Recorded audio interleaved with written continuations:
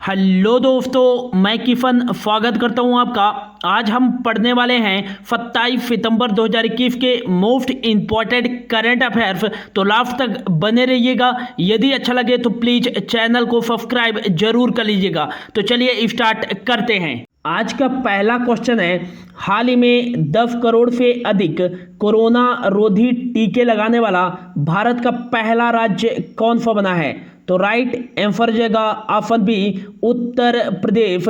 10 करोड़ से अधिक कोरोना रोधी टीके लगाने वाला भारत का पहला राज्य बन गया है। जैसा कि आप देख सकते हैं इस इमेज में, जो कि अपने आप में एक रिकॉर्ड बनाया गया है उत्तर प्रदेश के द्वारा। यदि पूछा जाए कि कोविड-19 का वयस्क आबादी में 100% टीकाकरण करने वाला भारत का पहला गांव कौन सा बना है, तो ये बना है जम्मू कश्मीर के बांदीपुर जिले में स्थित गांव वेयान गांव। 100% अपने एडल्ट आबादी में कोरोना वैक्सीन की फर्स्ट डोज देने वाला पहला राज्य कौन सा बना है भारत का, तो वो बना है हिमाचल प्रदेश। कोविड-19 का 100% टीकाकरण करने वाला भारत का पहला शहर कौन सा बना है, तो उड़ीसा की राजधानी भुवनेश्वर बना है। नेक्स्ट, यदि पूछा जाए कि कोविड-19 वैक्सीन का 100% पहला डोज देने वाला भारत का पहला यूनियन टेरिटरी कौन सा बना है, तो ये बना है लद्दाख। अब 10 करोड़ अधिक कोरोना रोधी टीके लगाने वाला पहला भारतीय राज्य बना है उत्तर प्रदेश। तो उत्तर प्रदेश की लोकेशन देख लेते हैं इंडिया के मैप में। तो यहाँ पास स्थित है उत्तर प्रदेश, जिसकी उत्तरी सीमा उत्तराखंड और नेपाल के साथ लगती है, और उत्तर प्रदेश की पूर्वी सीमा बिहार के साथ लगती है, और उत्तर प्रदेश की दक्षिणी सीमा मध्य प्रदेश और झारखंड और छत्तीसगढ़ के साथ लगती है। उत्तर प्रदेश की पश्चिमी सीमा राजस्थान के साथ लगती है, और उत्तर प्रदेश की नॉर्थ और वेस्ट वाली सीमा ये लगती है हिमाचल प्रदेश, हरियाणा और दिल्ली के साथ। उत्तर प्रदेश का जो DLR नंबर है वो है 758031। यहाँ 75 डिस्ट्रिक्ट हैं, 80 लोकसभा की सीटें हैं और 31 राज्यसभा की सीटें हैं। उत्तर प्रदेश का जो विधान मंडल है वो है 2 सदनी। यहाँ विधान सभा की भी सीटें हैं और विधान परिषद की भी सीटें हैं। विधान सभा की यहाँ सीटें हैं 403, और हाल ही में यहाँ बोर्ड होने हैं, तो ये नंबर याद रखिएगा। और विधान परिषद की जो सीटें हैं वो हैं 100। उत्तर प्रदेश के मुख्यमंत्री वर्तमान में हैं योगी आदित्यनाथ, और यहाँ की जो गवर्नर हैं वो हैं आनंदीबेन पटेल, और उत्तर प्रदेश की राजधानी है लखनऊ। और ये किस नदी के किनारे स्थित है, तो गोमती नदी के किनारे स्थित है। और उत्तर प्रदेश का जो सबसे बड़ा शहर है वो है कानपुर। नेक्स्ट, याद रखिएगा कि दुधवा नेशनल पार्क कहाँ स्थित है, तो ये उत्तर प्रदेश में ही स्थित है। और पीलीभीत टाइगर रिजर्व ये भी उत्तर प्रदेश में ही स्थित है। उत्तर प्रदेश की राजधानी लखनऊ में ही स्थित है चौधरी चरण सिंह इंटरनेशनल एयरपोर्ट, और उत्तर प्रदेश के वाराणसी में स्थित है लाल बहादुर शास्त्री इंटरनेशनल एयरपोर्ट। देश का पहला एलिफेंट हॉस्पिटल कहाँ खोला गया है, तो ये उत्तर प्रदेश के मथुरा में ही खोला गया है। और भारत का पहला ट्रांसजेंडर यूनिवर्सिटी कहाँ स्थापित किया गया है, तो उत्तर प्रदेश के कुशीनगर में स्थापित किया गया है। और भारत का पहला पशुओं के लिए युद्ध स्मारक कहाँ स्थापित किया गया है, तो उत्तर प्रदेश के मेरठ में स्थापित किया गया है। हाल ही में उत्तर प्रदेश राज्य सरकार द्वारा मुख्यमंत्री बाल सेवा योजना की शुरुआत की गई है। इसके तहत जो बच्चे कोविड-19 के कारण अनाथ हो गए हैं उनको 4000 रुपये मंथली दिया जाएगा। उत्तर प्रदेश के मथुरा रिफाइनरी में मथुरा रिफाइनरी में भारत का पहला ग्रीन हाइड्रोजन प्लांट लगाया गया है। और भारत की पहली पॉड टैक्सी की शुरुआत कहाँ से कहाँ के बीच हुई है, तो ये नोएडा और फिल्म सिटी के बीच शुरू की गई है भारत की पहली पॉड टैक्सी। हाल ही में उत्तर प्रदेश के सीएम कल्याण सिंह जी का निधन हो गया है, ये भी याद रखिएगा। और उत्तर प्रदेश राज्य सरकार द्वारा हाल ही में काकोरी कांड का नाम बदल करके काकोरी ट्रेन एक्शन कर दिया गया है। और हाल ही में रुद्राक्ष कन्वेंशन सेंटर का उद्घाटन कहाँ किया गया है, पीएम मोदी जी के द्वारा, तो ये उत्तर प्रदेश के वाराणसी में ही किया गया है। नेक्स्ट याद रखिएगा कि ब्रिटिश हाउस फ्रेम रिपोर्ट के अनुसार दुनिया का दूसरा सबसे ज़्यादा प्रदूषित शहर कौन सा है, तो ये है उत्तर प्रदेश का ही गाजियाबाद। और पहला जो है वो है चीन का होटांग। नेक्स्ट याद रखिएगा कि ग्रीन वांड जारी करने वाला भारत का पहला शहर कौन सा बना है, तो ये गाजियाबाद बना है। बढ़ते हैं अगले क्वेश्चन की ओर। अगला क्वेश्चन है, हाल ही में देशभक्ति पार्क का उद्घाटन कहाँ किया गया है। राइट आंसर जगह ऑप्शन डी, दिल्ली के रोहिणी सेक्टर 8 में स्थित सर्वोदय कोएड स्कूल में देशभक्ति पार्क का उद्घाटन दिल्ली के डिप्टी सीएम मनीष सिसोदिया जी के द्वारा किया गया है। यह देशभक्ति पार्क देश में आज़ादी के दौरान शहीद हुए स्वतंत्रता सेनानियों की स्मृति को यादगार बनाने के लिए यह निर्माण किया गया है दिल्ली में देशभक्ति पार्क। हाल ही में दिल्ली राज्य सरकार द्वारा एक देशभक्ति पाठ्यक्रम की भी शुरुआत की गई है। और इसके तहत जो भी दिल्ली के सरकारी स्कूल में पढ़ने वाले बच्चे हैं उनको स्वतंत्रता सेनानियों के बारे में कहानी बताया जाएगा, ताकि जो बच्चे हैं उनकी भावना देशभक्ति के प्रति जागृत की जा सके।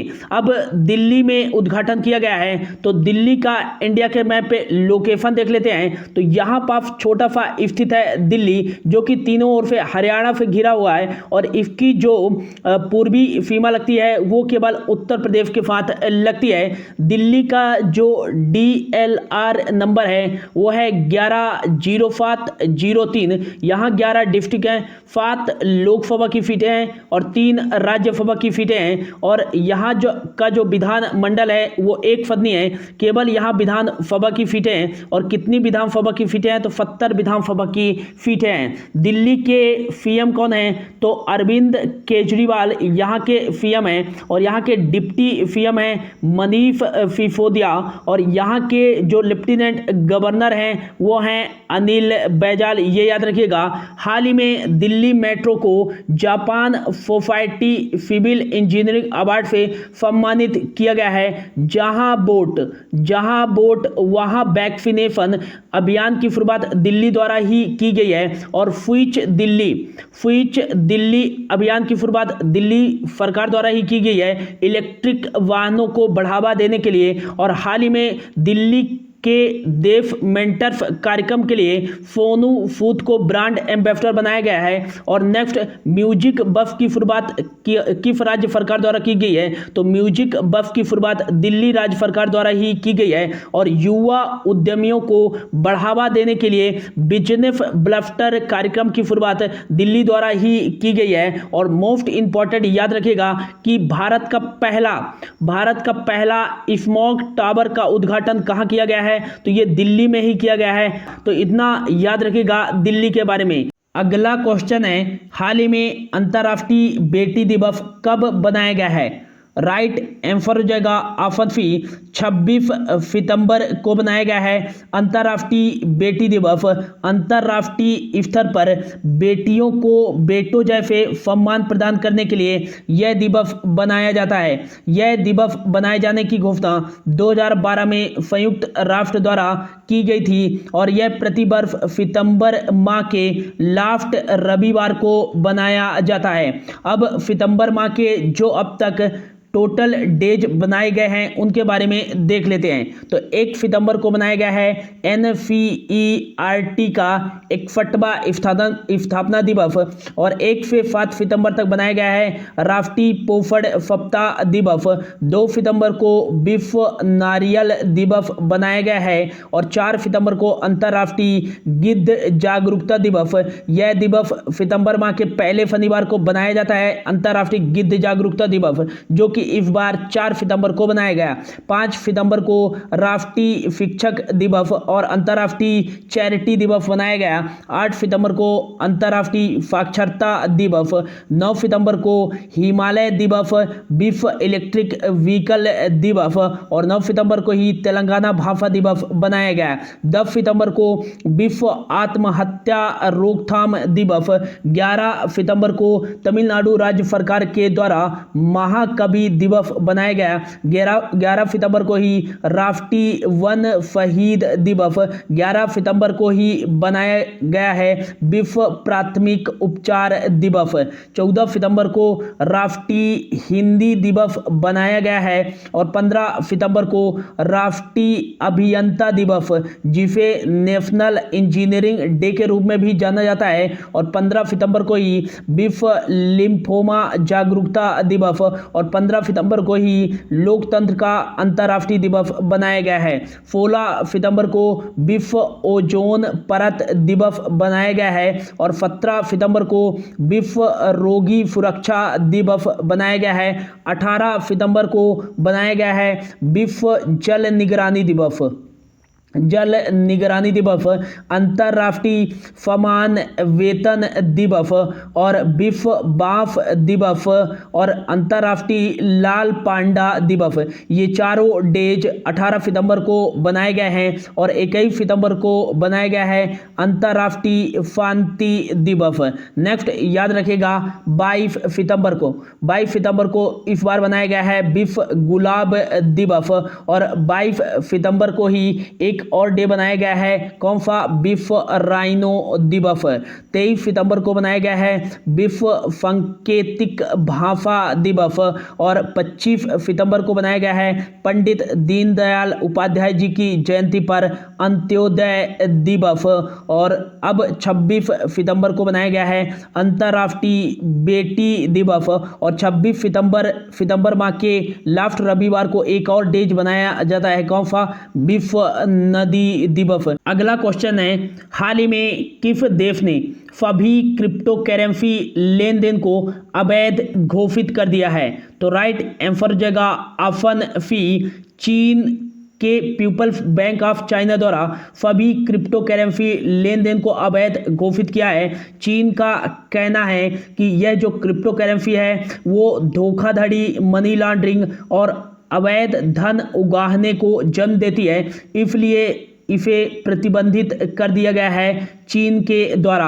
नेक्स्ट, चीन के द्वारा प्रतिबंधित किया गया है तो चीन की जो राजधानी है वो है बीजिंग और यहाँ रेन मिनवी करेंसी चलती है। यहाँ के जो राष्ट्रपति हैं वो हैं शी जिनपिंग। भारत और चीन की बॉर्डर रेखा किस नाम से जानी जाती है? तो यह जानी जाती है मैकमोहन रेखा के नाम से। भारत और चाइना के बीच में कौन कौन सी एक्सरसाइज होती है? तो हैंड इन हैंड एक्सरसाइज आयोजित की जाती है भारत और चाइना के बीच में। हाल ही में दुनिया की सबसे स्पीड वाली मैग्लेव ट्रेन का उद्घाटन किस देश के द्वारा किया गया है? तो यह चीन के द्वारा ही किया गया है और चीनी मीडिया के अनुसार इसकी जो स्पीड बताई गई है वह 600 किलोमीटर पर आवर बताई गई है। 3 चाइल्ड पॉलिसी लागू की है चाइना ने ही और सिंथेटिक कैनबिनॉइड्स को बैन करने वाला दुनिया का पहला देश कौन सा है? चीन है। क्रिप्टो करेंसी की बात आई है तो याद रखिएगा कि क्रिप्टो करेंसी के बिटकॉइंस को कानूनी रूप से मान्यता देने वाला मुद्रा के रूप में दुनिया का पहला देश कौन सा है? तो वो है अल सल्वाडोर और दुनिया का दूसरा देश जो बना है वो बना है क्यूबा। ये याद रखिएगा। बढ़ते हैं अगले क्वेश्चन की ओर। अगला क्वेश्चन है, हाल ही में किस राज्य ने मुख्यमंत्री बागवानी बीमा योजना शुरू की है? तो राइट आंसर जाएगा ऑप्शन सी, हरियाणा राज्य सरकार द्वारा मुख्यमंत्री बागवानी बीमा योजना शुरू की गई है। इसके तहत यदि प्रतिकूल मौसम और प्राकृतिक आपदाओं के कारण किसानों की फसल नष्ट हो जाती है तो उसकी पूर्णतः जो भरपाई की जाएगी वो राज्य सरकार द्वारा की जाएगी मुख्यमंत्री बागवानी बीमा योजना के तहत। अब हरियाणा द्वारा शुरू की गई है तो हरियाणा इंडिया के मैप पे कहाँ स्थित है? तो यहाँ पास स्थित है हरियाणा, जिसकी जो उत्तरी सीमा लगती है वो हिमाचल प्रदेश के साथ और इसकी पूर्वी सीमा दिल्ली और उत्तर प्रदेश के साथ लगती है। हरियाणा की जो दक्षिणी सीमा लगती है वो राजस्थान के साथ लगती है और इसकी पश्चिमी सीमा पंजाब के साथ लगती है। हरियाणा का जो DLR नंबर है वो है 22-10-05। 22 यहाँ डिस्ट्रिक्ट है, 10 लोकसभा की सीटें और 5 राज्यसभा की सीटें हैं और यहाँ का जो विधानमंडल है वो है 1 सदनी। केवल यहाँ विधानसभा की सीटें हैं और कितनी सीटें हैं? 90 सीटें हैं। हरियाणा के मुख्यमंत्री कौन है? तो मनोहर लाल खट्टर यहाँ के मुख्यमंत्री है। यहाँ के गवर्नर हाल ही में कौन बने हैं? तो भंडारू दत्तात्रेय यहाँ के गवर्नर बने हैं और हरियाणा की जो राजधानी है वो है चंडीगढ़। और नेक्स्ट याद रखिएगा कि सुल्तानपुर और कलेश्वर नेशनल पार्क कहाँ स्थित है? तो हरियाणा में ही स्थित है। हाल ही में हरियाणा राज्य सरकार के द्वारा हरिहित स्टोर योजना की शुरुआत की गई थी 2024 तक बेरोजगारी को समाप्त करने के लिए। और भारत का पहला ग्रेन एटीएम, अनाज एटीएम कहाँ लगाया गया है? तो ये हरियाणा के गुरुग्राम में ही लगाया गया है। और प्राणवायु देवता पेंशन योजना पेड़ों की देखभाल करने के लिए यह स्थानीय लोगों को पेंशन प्रदान करेगा और इसके तहत 75 साल से अधिक आयु वाले पेड़ों की देखभाल की जाएगी। तो प्राणवायु देवता पेंशन योजना की शुरुआत भी हरियाणा द्वारा की गई है। और प्रधानमंत्री कुसुम योजना के तहत सौर पंप लगाने वाला भारत का पहला जो राज्य बना है वो बना है हरियाणा ही, ये भी याद रखिएगा। बढ़ते हैं अगले क्वेश्चन की ओर। अगला क्वेश्चन है, हाल ही में भारत का पहला सहकारिता सम्मेलन का आयोजन कहाँ किया गया है? तो राइट आंसर जाएगा ऑप्शन डी, दिल्ली के इंदिरा गांधी इंडोर स्टेडियम में भारत का पहला सहकारिता सम्मेलन आयोजित किया गया है। और इसको जो संबोधित किए हैं वो केंद्रीय सहकारिता मंत्री अमित शाह जी के द्वारा संबोधित किया गया है। सहकारिता जो मंत्रालय है वो हाल ही में भारत सरकार द्वारा बनाया गया था और इसमें जो केंद्रीय सहकारिता मंत्री बनाए गए हैं वो अमित शाह बनाए गए हैं, जो कि वर्तमान में केंद्रीय सहकारिता मंत्री के साथ साथ केंद्रीय गृह मंत्री हैं। और इनका जो चुनाव क्षेत्र है वो है गांधीनगर, गुजरात। तो याद रखिएगा कि पहला सहकारिता सम्मेलन दिल्ली में आयोजित किया गया है। अगला क्वेश्चन है, हाल ही में प्रधानमंत्री मोदी जी के द्वारा किस देश से 157 नायाब कलाकृतियों को वापस भारत लाया गया है? तो राइट आंसर जाएगा ऑप्शन बी, अमेरिका से। हाल ही में प्रधानमंत्री नरेंद्र मोदी जी अमेरिका की यात्रा पर गए थे क्वाड सम्मेलन के लिए और वहीं से 157 नायाब कलाकृतियों को वापस अब अपने स्वदेश ले आए हैं। और इन कलाकृतियों को तस्करी और चोरी करके अमेरिका ले जाया गया था, जिसमें से 71 जो हैं कलाकृतियां हैं और 60 जो थी वो थी हिंदू धर्म की मूर्तियां और 16 जो थी वो थी बौद्ध धर्म की मूर्तियां और 9 थी जैन धर्म की मूर्तियां। नेक्स्ट क्वेश्चन है, हाल ही में किस देश ने गरीब देशों को दुगना कोविड-19 वैक्सीन मुहैया कराने की घोषणा की है? तो राइट आंसर जाएगा ऑप्शन ए, फ्रांस देश ने यह घोषणा की है कि जो भी गरीब देश हैं उनको अब दुगना वैक्सीन आपूर्ति की जाएगी और इसके तहत वो 120 मिलियन वैक्सीन की आपूर्ति करेंगे। फ्रांस के द्वारा यह घोषणा की गई है। तो फ्रांस ने की है, तो फ्रांस की जो राजधानी है वो है पेरिस और यहाँ जो चलती है करेंसी वो यूरो चलती है। इमैनुअल मैक्रॉन जो है यहाँ के प्रेसिडेंट है। अगला क्वेश्चन है, हाल ही में कमला वाफिन का निधन हो गया है, वह कौन थी? तो राइट आंसर जाएगा ऑप्शन ए, वो प्रसिद्ध लेखिका थी कमला भाफिन और लेखिका के साथ साथ एक प्रसिद्ध नारीवादी कार्यकर्ता भी थी। इन्होंने भारत के साथ साथ दक्षिण एशियाई देशों में भी महिला आंदोलन के रूप में प्रमुख कार्यकर्ता थी कमला वाफिन, जिनका हाल ही में निधन हो गया है। नेक्स्ट क्वेश्चन है, हाल ही में विश्व फार्मासिस्ट दिवस कब बनाया गया है? तो इसका जो राइट आंसर जाएगा ऑप्शन इसका हो जाएगा बी, 25 सितंबर को बनाया गया है विश्व फार्मासिस्ट दिवस। और फार्मासिस्टों के जो योगदान है उनका सम्मान करने के लिए यह दिवस 25 सितंबर को बनाया गया है। तो ये था दोस्तों आज का करंट अफेयर्स। होप आपको अच्छा लगा होगा। यदि अच्छा लगा हो तो please like, share and subscribe जरूर कर दीजिएगा। Thank you so much for your watching.